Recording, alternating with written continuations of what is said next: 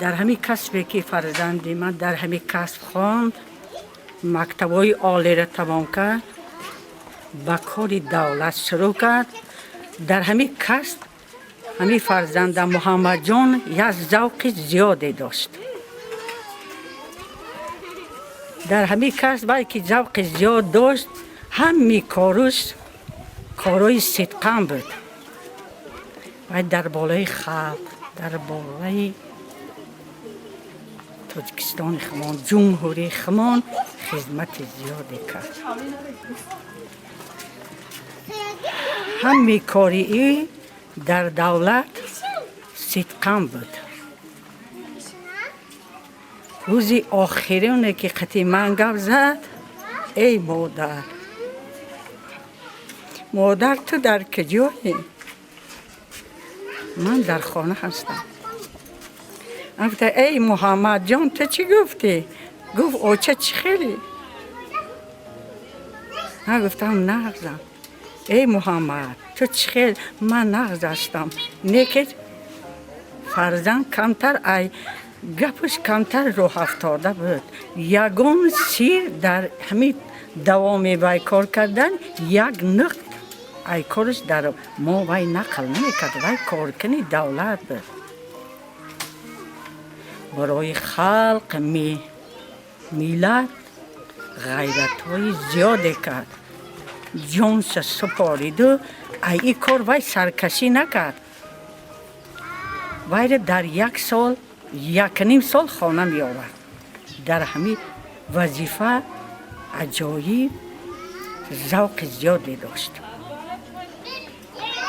ای پرزیدنت جمهوری مینداری که ما مادرای رو افتاده جگربند ما در این روز سختی به ما کمک کردند. همه رئیسای ناحیه، رئیسای ولایت هر روز ای حال ما با خبر بشم.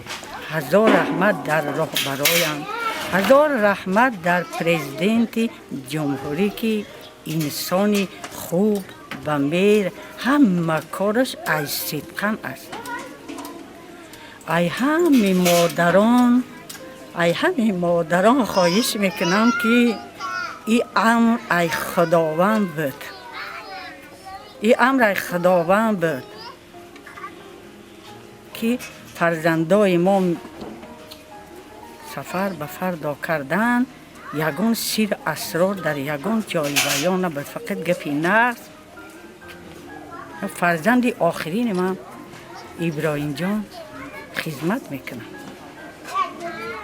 ای همین مادرها خواهش میکنم که رو افتاده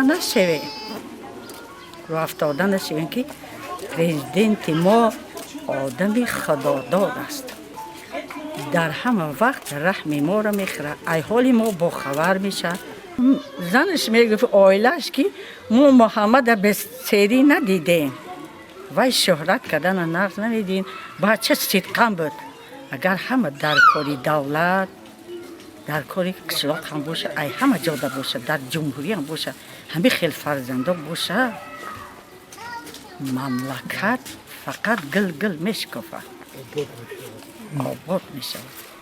همین فرزند اگر کاری دهقانی هم باشه، کاری علمی هم باشه، همش باید در پیش خداوند صدقه باشه.